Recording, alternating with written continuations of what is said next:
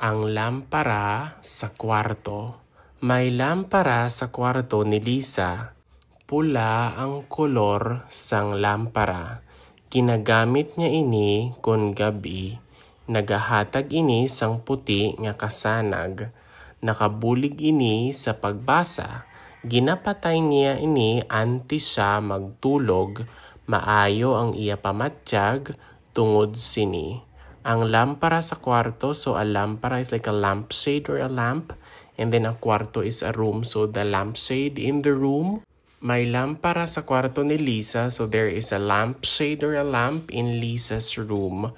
Pula ang kolor sang lampara. So pula is red, and then color is color, and then so the color of the lampshade is red.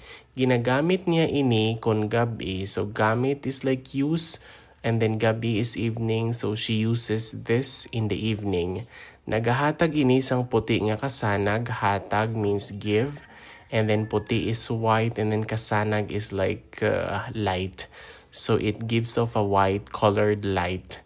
Nagabulig ini sa pagbasa. So nagabulig ini sa iya pagbasa, so it helps. Bulig is help, and then basa is read, so it helps when Lisa is reading. Ginapatay niya ini antes siya magtulog. Patay means like turn off. So she turns this off antes before, and then tulog is sleep. So she turns this off before sleeping or before she sleeps.